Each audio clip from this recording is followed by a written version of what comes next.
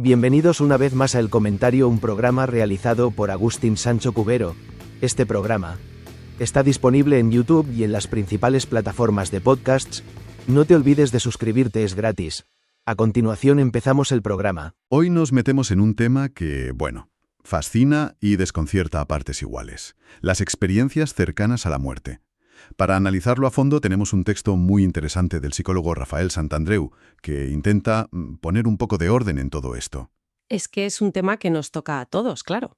Aborda la gran pregunta, ¿no? ¿Qué pasa justo en ese momento, en el umbral? Exacto. Y lo increíble es que hay miles de testimonios de gente que ha estado ahí y ha vuelto para contarlo. Justo a eso vamos.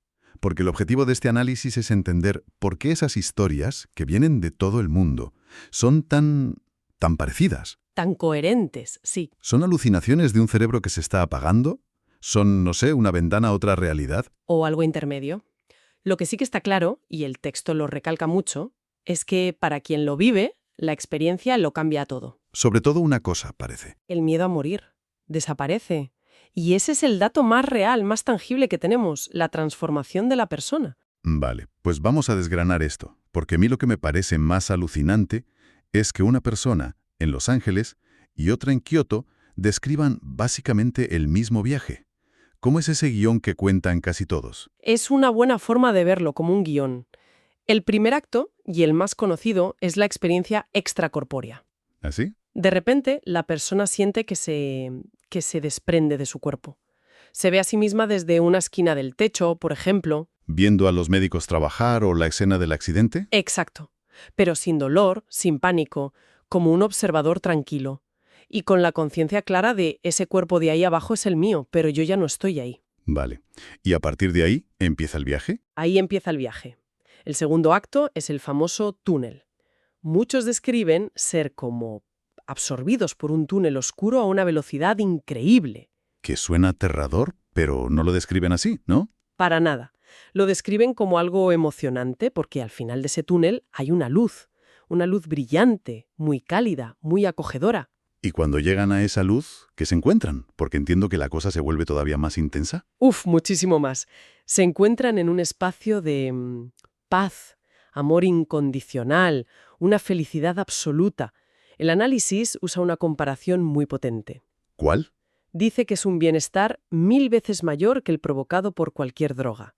Una sensación de haber llegado a casa, al verdadero hogar. Un hogar que, por lo que cuentan, no está vacío. No, para nada. Y aquí es donde las explicaciones más sencillas empiezan a hacer aguas. El siguiente elemento es el reencuentro con seres queridos que ya han fallecido. Familiares, amigos. Sí, padres, abuelos. Y no son fantasmas ni nada parecido. Son seres de luz, radiantes, con los que tienen conversaciones totalmente lógicas. Y aquí el texto menciona un detalle que es que desafía toda lógica. El de encontrarse con gente de cuya muerte no sabían nada. Exacto. Imagina que ves a tu abuelo y a su lado está un primo segundo al que apenas conocías. Y al volverte confirman que ese primo murió 2 días antes al otro lado del país. Es que esos detalles son muy difíciles de explicar como una simple alucinación del cerebro. Totalmente. Junto a esos familiares, a menudo aparecen otros seres de luz, los llaman. Figuras que irradian una sabiduría y un amor inmensos. Que cada uno interpreta a su manera, supongo. Ángeles, guías. Justo.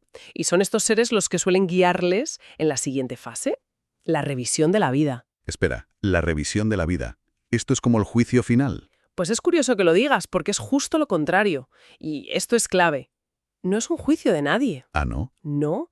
La persona revive cada momento de su vida, pero lo hace desde la perspectiva de los demás. Siente la alegría que provocó y también el dolor que causó. O sea, que es una autoevaluación. Desde la empatía más absoluta. El objetivo es entender, no castigar. Es una herramienta de aprendizaje brutal. Vale, entiendo. ¿Y después de todo esto? Llegan a la última parte del viaje. La frontera. Puede ser un río, un puente, una puerta. Un límite que entienden perfectamente que si lo cruzan ya no hay vuelta atrás. Y justo en ese momento. Justo ahí, una voz o una sensación muy fuerte les dice que no es su momento, que tienen que regresar. Y aquí venía la ironía que decías. La gran ironía. Que casi nadie quiere volver. Después de sentir esa paz, esa plenitud, La idea de regresar un cuerpo herido a un mundo de problemas es desoladora. Se resisten. Muchísimo. Pero entienden que deben hacerlo. Y de repente, ¡zas!, vuelven a su cuerpo. A menudo con el dolor de la descarga de un desfibrilador o despertando en el hospital. Es una narrativa, es que es potentísima. Y claro, aquí viene el gran reto para la ciencia. Ahí está el meollo. ¿Cómo explicas que un cerebro que se está quedando sin oxígeno, que debería estar sumido en el caos, genera una experiencia tan coherente y estructurada? Esa es la pregunta del millón. La ciencia, lógicamente, busca respuestas en la biología. La explicación más clásica es la hipoxia, la falta de oxígeno. ¿Vale? Sabemos que la hipoxia puede causar alucinaciones. Por ejemplo, se cree que el túnel de luz podría ser el campo visual que se va cerrando poco a poco. Ya, eso podría explicar una parte visual. Pero explica la historia, la narrativa completa con personajes, diálogos. Una alucinación por falta de oxígeno suele ser más caótica, ¿no? Es una objeción muy buena. La hipoxia por sí sola, pues, parece que se queda corta. Hay otra teoría que la complementa. ¿Cuál? La liberación masiva de endorfinas y otros neurotransmisores. En un trauma extremo, el cerebro inunda el sistema con sus propios opiáceos para bloquear el dolor y generar euforia. Eso explicaría la sensación de paz. Vale, eso tiene sentido. Lo que nos lleva a una pregunta clave. ¿El cerebro simplemente se apaga y ya? El texto menciona un estudio que sugiere algo bastante más espectacular. Sí, ese estudio de 2013 fue importante. Vieron en ratas que, justo después de la parada cardíaca, durante unos 30 segundos, había un pico de actividad cerebral brutal. Más actividad que en estado normal. Más organizada incluso que durante la vigilia, una especie de tormenta cerebral final. La hipótesis es que esa explosión neuronal podría generar una experiencia subjetiva de una intensidad y un realismo increíbles. Como si la conciencia echara el resto en un último destello. Esa es la idea. Y luego está la explicación más psicológica, la disociación. Que es un mecanismo de defensa. Correcto. Ante un trauma que la mente no puede soportar, se desconecta del cuerpo para protegerse. Esto explicaría bastante bien las experiencias extracorpóreas. La mente crea la ilusión de que flotas por encima para alejarte del dolor. Entonces, si juntamos todo, tenemos hipoxia para el túnel, endorfinas para la paz, el pico cerebral para la intensidad y disociación para la experiencia extracorpórea. Parece que casi todo encaja. Casi. Y en ese casi está todo el misterio. El propio análisis lo dice, no hay un consenso. Estas teorías explican partes, pero ninguna lo explica todo de forma integrada. Siguen quedando cabos sueltos. Y muy importantes. La coherencia de la historia, los encuentros con familiares de cuya muerte no se sabía, y sobre todo el cambio de valores tan profundo que viene después. ¿El misterio sigue ahí? Y para que la gente entienda la magnitud de esto, no le pasa a 2 o 3 personas. ¿Qué dicen las cifras? Las cifras son asombrosas. Un estudio de 2011 de la Universidad de Virginia estimó que entre un 10 y un 20% de las personas que sobreviven a una situación de riesgo vital tienen una EEC. Un 10 o un 20%. Es una de cada 5 o 10 personas. Es una barbaridad. Es una cifra enorme, sí. Y hay más estudios. Uno muy famoso, publicado en The Lancet en 2001, encontró que el 18% de los supervivientes a un paro cardíaco la habían tenido. O sea que en cualquier hospital, de cada 100 personas a las que reaniman, casi 20 vuelven con una de estas historias. Exacto. Esto le da una base estadística muy sólida. Y no es algo nuevo, ¿verdad? No es una moda de ahora. El artículo insiste en esto. El ejemplo que pone del cuadro de El Bosco es increíble. Es que es uno de los ejemplos más potentes. El cuadro se llama La ascensión al Empirio, de alrededor del año 1500. Y representa Literalmente, un túnel oscuro y cilíndrico por el que unos ángeles guían a las almas hacia una luz blanca y cegadora. Es un storyboard perfecto de una ECM moderna. pero pintado hace más de 500 años. Eso es alucinante. Totalmente. Desmonta por completo el argumento de que la gente simplemente repite lo que ha visto en películas o ha leído. Claro. Sugiere que esta experiencia, sea lo que sea, está arraigada en la conciencia humana cuando se enfrenta a ese momento. No es un contagio cultural. Platón ya describió algo muy parecido en el mito de Er. De acuerdo. Entonces, tenemos un fenómeno global, atemporal, con una estructura muy consistente. La ciencia lo intenta explicar, pero deja preguntas en el aire. Vamos a lo que el propio análisis dice que es lo más importante. El después. ¿Qué pasa con la gente que vuelve de ese viaje? Aquí es donde el fenómeno deja de ser una curiosidad y se convierte en algo con implicaciones reales para la vida. El efecto transformador es casi universal. ¿En qué sentido? Pues el cambio más radical, como decíamos al principio, es la desaparición total del miedo a la muerte, lo que se llama tanatofobia. Ya no le tienen miedo. Para nada. Para ellos la muerte ya no es un final, un vacío. La han vivido como una transición pacífica, como volver a casa.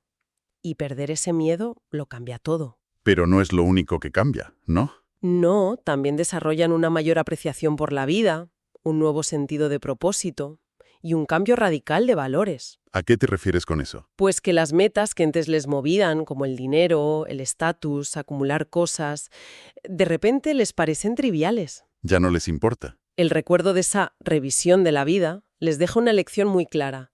Lo único que importa es el amor que das y recibes, y el conocimiento que adquieres. Y vuelven con una urgencia de vivir según esos principios. O sea que, qué curioso, una experiencia sobre morir se convierte en la lección definitiva sobre cómo vivir. Esa es la conclusión más potente del análisis, sin duda. Sea cual sea el origen de la experiencia, funciona como un reseteo vital. Les da una segunda oportunidad para vivir con esa nueva sabiduría. Entonces, para resumir un poco todo lo que hemos analizado, estamos ante un fenómeno, el de las experiencias cercanas a la muerte, que tiene una narrativa sorprendentemente universal. Que atraviesa culturas y épocas, ¿sí? La ciencia da explicaciones parciales, desde hipoxia a picos de actividad cerebral, pero el misterio sobre su naturaleza completa sigue muy abierto. Sin duda. Y lo que es indiscutible, y quizá lo más relevante, es su capacidad para transformar a una persona. El texto las presenta no solo como un posible vistazo al más allá, sino como una herramienta increíblemente potente para cambiar cómo vivimos aquí y ahora. Y esto nos deja con una última idea para reflexionar. Lo fascinante es que todo el análisis se centra en la experiencia de casi morir, pero su verdadero valor quizá está en lo que enseña sobre cómo vivir. Claro. Si una experiencia así elimina el miedo a la muerte y llena de propósito la vida, la pregunta que nos devuelve no es tanto ¿qué hay después? Sino algo mucho más directo. Mucho más.